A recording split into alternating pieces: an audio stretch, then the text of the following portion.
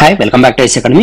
మనం last class లో first year సంబంధించిన ఫిజిక్స్ పైన కొన్ని ఫస్ట్ యూనిట్ అయితే మనం డిస్కస్ చేయడం జరిగింది, యూనిట్స్, డైమెన్షన్స్ అండ్ మెజర్మెంట్స్ పైన. ఇంకా రిమైనింగ్ టాపిక్స్ నేను కొన్ని ప్రీవియస్ ఇయర్ మిడ్ ఎగ్జామ్ సంబంధించిన previous year papers, model papers చూసిన తర్వాత సో మనకి ఇంకొన్ని పాయింట్స్ మనం కవర్ చేస్తే బెటర్ ఉంటుంది మీకు రిజల్ట్. అంటే మనం 20 out of 20 తెచ్చుకోవాలనేది మన టార్గెట్. ఎక్స్టర్నల్ లో కూడా మనం 100 out of 100 తెచ్చుకునేది మన టార్గెట్ కాబట్టి సో ఇంకొన్ని పాయింట్స్ యాడ్ చేద్దామనే ఆలోచనతో సో ఈ రోజు మనం ఫస్ట్ యూనిట్ ని రిమైనింగ్ టాపిక్స్ ఏదైతే మనం లాస్ట్ టైం డీటెయిల్ గా మాట్లాడలేదో ఆ టాపిక్స్ మనం ఈ వీడియోలో కవర్ చేద్దాం. ఓకే, సరే, మనం అయితే ఆల్రెడీ ఇవన్నీ డిస్కస్ చేసినాం కదా. సో యూనిట్స్ అంటే ఏంది, తర్వాత డైమెన్షన్స్ ఏంది, సో ఇవన్నీ మనం అయితే చెప్పినాం ఆల్రెడీ లాస్ట్ క్లాస్ లో. సో మీరు ఏదైనా ఫస్ట్ ఇది ఫర్ ఎగ్జాంపుల్ మీరు చూడడం ఇది ఫస్ట్ టైం అయితే కనుక మన ఛానల్ ని సో ప్రీవియస్ వీడియో చూడండి, మీకు ఇవన్నీ కూడా మనం డీటెయిల్ గా ఎక్స్ప్లెయిన్ చేయడం అయితే జరిగింది. సరే, ఈ రోజు మనం ఈ టాపిక్ కూడా మనం ఆల్రెడీ డిస్కస్ చేసినాము క్వాంటిటీస్. ఇంకొకసారి ఎందుకంటే మనకి ఎగ్జామ్ పాయింట్ ఆఫ్ వ్యూలో ఇది ఇంపార్టెంట్ కాబట్టి ఇంకొకసారి డిస్కస్ చేద్దాం. ఓకే, సో ఫండమెంటల్ క్వాంటిటీస్, మనం క్వాంటిటీస్ తీసుకుంటే కనుక మనం సో మనకి 3 టైప్స్ ఉన్నాయి కదా, క్వాంటిటీస్ లేదా యూనిట్ సిస్టమ్ అందాం. క్వాంటిటీస్ లేకుంటే యూనిట్ సిస్టమ్ అనుకుందాం. యూనిట్ సిస్టమ్స్ మనం 3 టైప్ గా డివైడ్ చేసుకున్నాం. ఒకటి ఎంకేఎస్ సిస్టమ్ అని ఒకటి, తర్వాత సిజిఎస్ సిస్టమ్ అని ఒకటి, తర్వాత ఎఫ్పిఎస్ సిస్టమ్ అని ఇలా డివైడ్ చేసుకున్నాం. అది ఎందుకు ఏం లేదనేది మనం ప్రీవియస్ గా డిస్కస్ చేసినాం. సరే, ఇవన్నీ మనకు కన్ఫ్యూజ్ అవుతాయి కాబట్టి సో దీన్ని మనం ఏ విధంగా మార్చుకున్నామంటే కనుక ఎస్ఐ సిస్టమ్ అని మార్చుకున్నాము, ఇంటర్నేషనల్ స్టాండర్డ్ సిస్టమ్ అని చెప్పి. ఓకే, లేదా సిస్టమ్ ఆఫ్ ఇంటర్నేషనల్ అని కూడా అనొచ్చు. ఒక్కొక్క టెక్స్ట్ బుక్ లో ఒక్కొక్క రకంగా రాసింటారు, నో ప్రాబ్లం. ఓకే, సరే, ఈ ఎస్ఐ సిస్టమ్ కి సంబంధించి యూనిట్స్ ఏమున్నాయి అంటే గనక ఇది మనకి చాలా ఇంపార్టెంట్. ఎందుకంటే ఎస్ఐ సిస్టమ్ లో ఉన్న యూనిట్స్ ని ఎక్స్ప్లెయిన్ చేయాలని డైరెక్ట్ క్వశ్చన్ అడుగుతాడు ఒక్కొక్కసారి, కాబట్టి ఈ 7 ఏదైతే ఉన్నాయో ఇవి ఇంపార్టెంట్. ఒకసారి చూద్దాం. మనం లెంత్ ని మనం దేంట్లో మెజర్ చేస్తాము, మీటర్ లో మెజర్ చేస్తాం. ఏ సిస్టమ్ లో ఎస్ఐ సిస్టమ్ గురించి మనం డిస్కస్ చేస్తాం, అర్థమైందా? అదే లెంత్ ని మనం ఎంకేఎస్ లో అయితే మీటర్స్ లో, సిజిఎస్ సిస్టమ్ లో అయితే సెంటీమీటర్ లో, ఎఫ్పిఎస్ సిస్టమ్ లో అయితే ఇంకా ఫీట్స్ లో మెజర్ చేస్తాం. మనం డిస్కస్ చేసినాం. ఇప్పుడు మనం దేని గురించి మాట్లాడుతున్నాం, కంప్లీట్ గా ఎస్ఐ సిస్టమ్ గురించి డిస్కస్ చేస్తున్నాం. ఓకే, ఎస్ఐ సిస్టమ్ లో లెంత్ ని మీటర్స్ లో, తర్వాత మాస్ ని కేజీస్ కిలోగ్రామ్స్ లో, టైం ని సెకండ్స్ లో. ఇది మనం ఆల్రెడీ డిస్కస్ చేసినాం కదా, అంటే కొన్ని పాయింట్స్ ఇక్కడ మనం కవర్ చేయాల్సి ఉన్నాయి. దాని గురించి మనం ఇక్కడ బ్యాక్ రావడం జరిగింది. సో ఎలక్ట్రికల్ కరెంట్ అంటే కనుక మనం ఆంప్స్ లో మెజర్ చేస్తాము, టెంపరేచర్ ని వచ్చి కెల్విన్ లో మెజర్ చేస్తాము, అమౌంట్ ఆఫ్ సబ్స్టాన్స్ అనేది మోల్ లో మెజర్ చేస్తాము, ల్యూమినస్ ఇంటెన్సిటీ అనేది మనం క్యాండిల్లాలో మెజర్ చేస్తాం. సో ఇవి మొత్తం 7 కూడా యాస్టీస్ గా గుర్తుపెట్టుకోండి, బై హార్ట్ చేయండి. ఇవి చాలా ఇంపార్టెంట్. ఎగ్జామ్ లో 99.9% వచ్చే ఛాన్సెస్ ఉన్న question. Okay, advantages of SI system కావచ్చు, లిమిటేషన్స్ ఆఫ్ ఎస్ఐ సిస్టమ్ కావచ్చు, ఎస్ఐ సిస్టమ్స్ లో ఉన్న క్వాంటిటీస్, ఫండమెంటల్ క్వాంటిటీస్ అన్న కూడా అడగచ్చు. క్లియర్ కదా ఇంతవరకు? సరే, నెక్స్ట్ ప్రీవియస్ పేపర్ లో ఎక్కువ కనిపించిన క్వశ్చన్ ఏమంటే ఇంకా మనకు డైమెన్షనింగ్ పైన ఎక్కువ కనిపించింది, అంటే డైమెన్షన్ ఫార్ములా పైన. సో మనం ఎంఎల్టీ అనేది గుర్తుపెట్టుకున్నాం కదా. ఎం దేనికి ఇండికేట్ చేస్తుంది మనకి, సో మాస్ ఇండికేట్ చేస్తుంది. మాస్ సంబంధించిన మనం ఎంతో రాస్తాము, లెంత్ వచ్చి ఎల్ తో రాస్తాము, టైం వచ్చి టీతో అయితే రాస్తాం. సరే, కొన్ని ఫార్ములాస్, ఇంతకుముందు ఫార్ములాస్ గురించి చూసినాం, ఇంకొకసారి చూద్దాం. ఎగ్జాంపుల్ కి మనకి ఏరియా అన్నాడు అనుకోండి. సో ఏరియాకి సంబంధించి ఫార్ములా ఏముంటుంది, లెంత్ ఇంటూ విడ్త్ ఉంది. ఒక రెక్టాంగిల్ కానీ లేదంటే ఇంకా స్క్వేర్ కానీ సరే ఏది తీసుకున్నా కూడా సేమ్ రిలేషన్ తోనే వస్తాయి. చెక్ చేద్దాం. మనం లెంత్ ఇంటూ విడ్త్ ఉంది. లెంత్ దేనిలో మెజర్ చేస్తాము, లెంత్ అనేది ఖచ్చితంగా మనం మీటర్స్ లోనే మెజర్ చేస్తాం. విడ్త్ అనేది దేంట్లో ఉంటుంది, సారీ మీటర్స్ లో మెజర్ చేస్తాం. కానీ మన యూనిట్ ఏది ఇక్కడ, మనం ఎల్ కదా రాయాల్సినది, ఎస్. సో మనకి మాస్ అయితే ఎం, లెంత్ అయితే ఎల్ కదా, సో ఎల్. విడ్త్ దేనిలో మెజర్ చేస్తాము, ఎల్ లోనే మెజర్ చేస్తాం, అంటే అది కూడా లెంతే కాబట్టి. సో ఫార్ములా ఏమొస్తుంది, ఎల్ స్క్వేర్ వస్తుంది. అర్థమైందా? ఇలా రెక్టాంగిల్ కాకుండా ఫర్ ఎగ్జాంపుల్ స్క్వేర్ ఉంటే సైడ్ బై సైడ్ కదా, సో అప్పుడు కూడా ఏమొస్తుంది, లెంత్ ఇంటూ లెంత్ వస్తుంది, ఎల్ స్క్వేర్ వస్తుంది.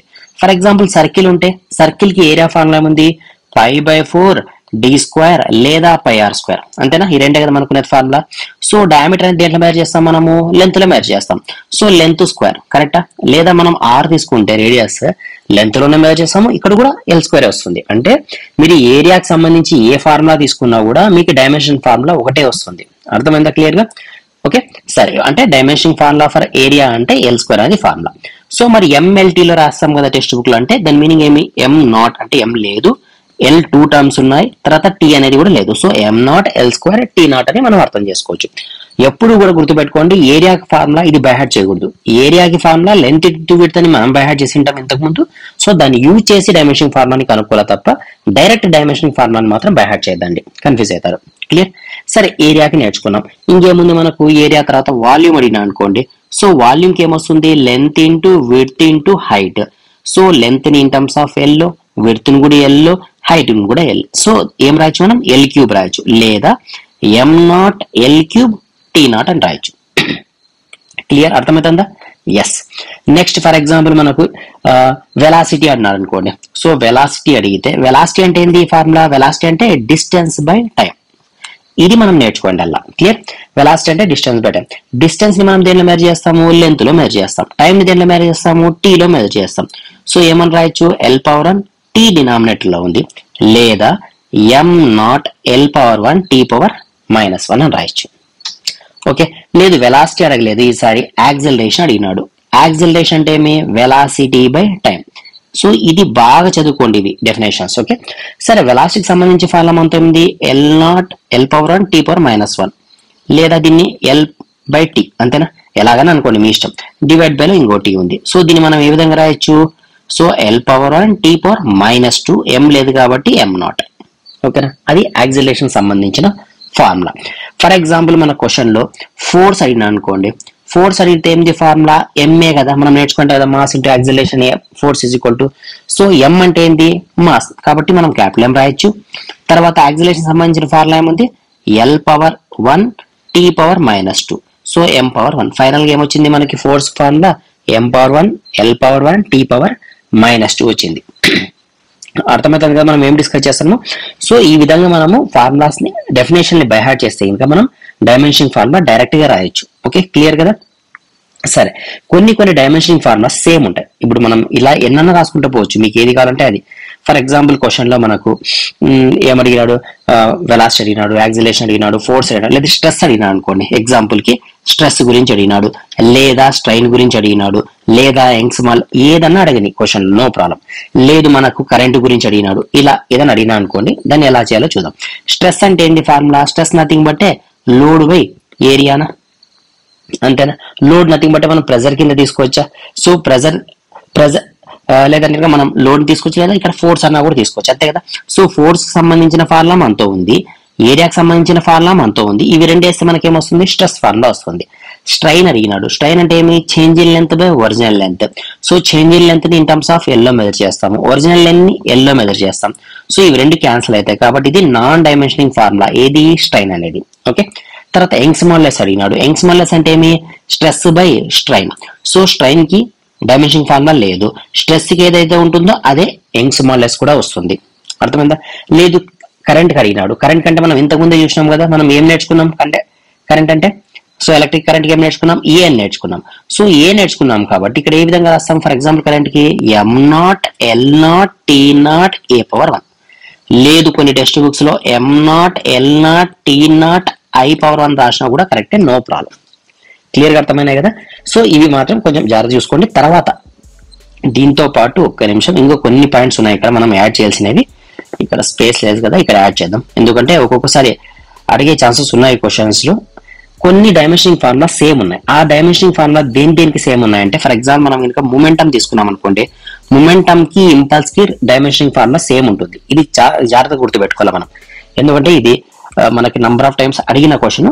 ఇది చాలా అంటే మోస్ట్ ఇంపార్టెంట్ కింద రాసుకుందాం మనం. ఓకే, సరే. ఏంటి ఈక్వల్ గా ఉంటాయి అనేది మనకి ఇంపార్టెంట్. ఇంకోటి ఏముంది మనకి? ప్లాంక్స్ కాన్స్టాంట్ ఒకటి, యాంగులర్ మొమెంటం ఒకటి, ఇవి రెండు కూడా ఈక్వల్.